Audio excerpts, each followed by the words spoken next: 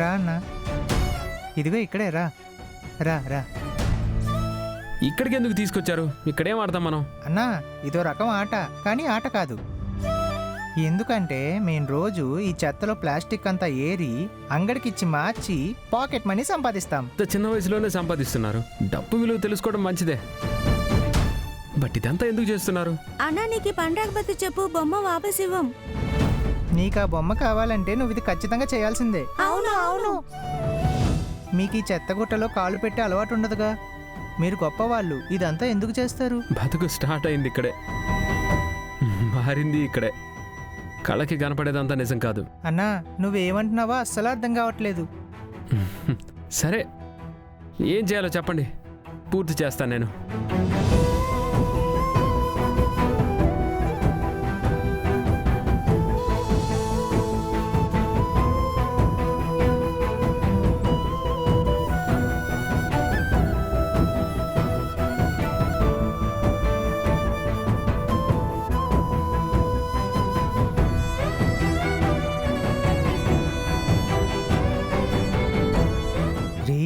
ఏంట్రా ఈ అన్న మనం ఏం చెప్పినా చేస్తున్నాడు?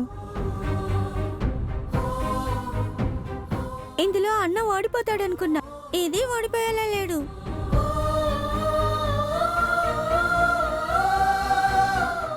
నువ్వు బొమ్మ ఎత్తుకురారా పో.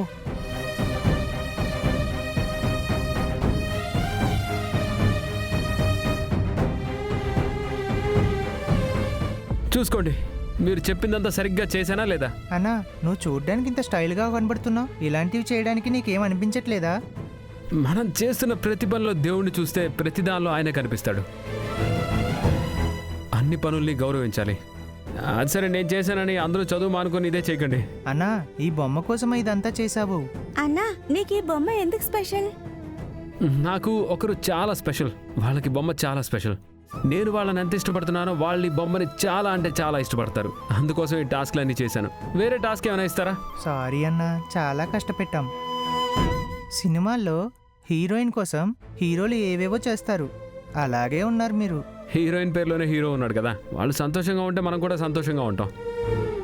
ఇంకేంటబ్బా, ముద్దుని తెచ్చిస్తారా?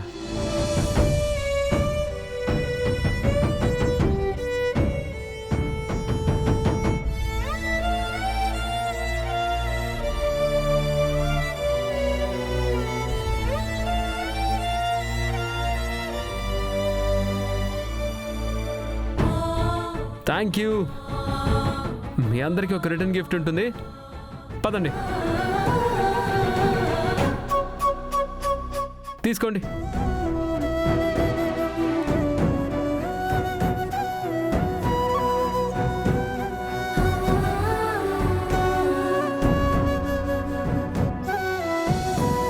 హలో సార్, నమస్తే. నేను డాక్టర్ కర్ణన్ మాట్లాడుతున్నాను. మీరు పరిచయం చేసుకోవాల్సిన అవసరం లేదు, తెలుసు. ఏంటి డాక్టర్ గారు, ఎలా ఉన్నారు? ఏంటి విషయం? నేను బాగున్నాను సార్. మీరుండి ఒక హెల్ప్ కావాలి. నా నుండేయా? మీరు నన్ను హెల్ప్ అడుగుతున్నారేంటి? ఏదో సీరియస్ విషయమే అయి ఉండాలి. అడగండి, ఖచ్చితంగా చేస్తాను. ఏం లేదు సార్, నేను ఏరియాకి వచ్చాను. మీ ఇంటికి చాలా దగ్గర. ఇక్కడ చిన్నపిల్లలు ఉన్నారు, వాళ్ళకి చదువుకోవడానికి హెల్ప్ చేయగలిగితే వాళ్ళకి చదువుకోవాలనుంది, కానీ స్కూల్కి వెళ్ళే పరిస్థితి లేదు. మీరు పెద్ద మనసు పెడితే చాలా సహాయంగా ఉంటుంది. అయ్యో, ఇది విద్యామంత్రిగా నా కర్తవ్యం. ఈ విషయం నాకు సంబంధించిన వాళ్ళెవరూ నా దృష్టికి తేలేదు. ఇప్పుడు మీరు తెలియజేశారు, అందుకు మేమేం చర్యలు తీసుకోవాలో అవన్నీ నేను చేస్తాను. రేపటి నుంచే పిల్లలు పాఠశాలకు వెళ్తారు, సరేనా? Thank you sir, thank you so much. నేను డీటెయిల్స్ పంపిస్తాను. ఓకే. ఈ పిల్లలు పాఠశాలకు వెళ్తారు కదా, వాళ్ళ మొహంలో నవ్వు ఉంటుంది కదా, దాని పుణ్యం అంతా మీకే వస్తుంది. Good luck. Okay okay sir.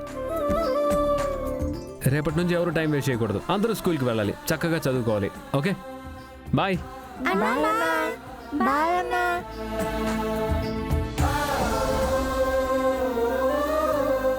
అమ్మాయిల సాహసం కూడా ఉంది, అంత కరెక్ట్ కాదు. డాక్టర్ కర్ణ మీ నాన్న అని చెప్పండి. పెళ్ళి అయ్యి నెల కాలేదు, చూడు అన్నా ఎలా ఉందో.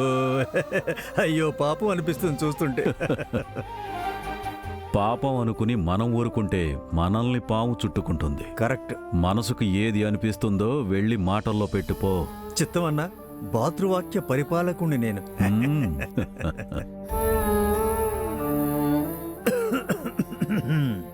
ఏంటమ్మా కూర్చున్నావు హాయిగా?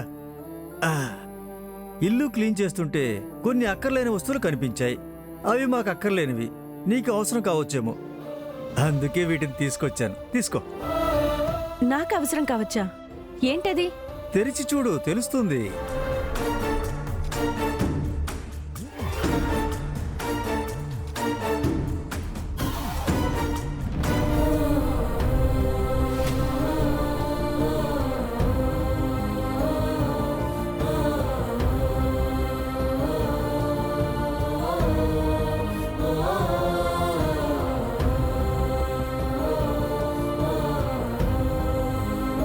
అందరికీ పెళ్లి ఫోటోలు చూసుకోవడం అంటే సంతోషం. నీకు చూడు ఉల్టా, అన్నిట్లో అవకతవకలే నీకు. కొన్ని తెచ్చుకోవడం అంటే ఇదేనేమో. ఆ ఫోటోగ్రాఫర్కి డబ్బులు దక్కాయి, నీకు హమారా పాత గుర్తులు, హమారా పాత గుర్తులు అంతే.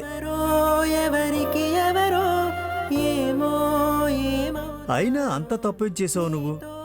పెళ్లి మండపం నుండి చెప్పా పెట్టకుండా వెళ్ళిపోయాడు అతను పాపం. నాకు అనిపిస్తుంది వాడు నిన్ను ఇష్టపడడం అనేదే అబద్ధం. కానీ దానివల్ల నీకైతే మంచే జరిగింది కదా. హస్బెండ్ డాక్టర్, పెద్ద ఇల్లు, పేరు, ఆస్తి, అంతస్తు, పైగా హనీమూన్ కూడా అయిపోయింది. పుణ్యమంటారు. ప్రేమించేది ఒకడిని, పెళ్లి చేసుకునేది ఇంకొకడిని. అంతా డబ్బు మీదే ఉందిలే.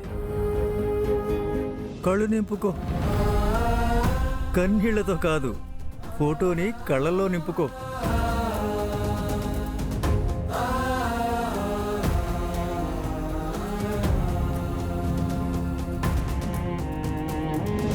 హమారా తొలి రాత్రి రావోయి చందమామ, అనుకున్నదొక్కటి అయినదొక్కటి, బుల్బుల్ పిట్ట.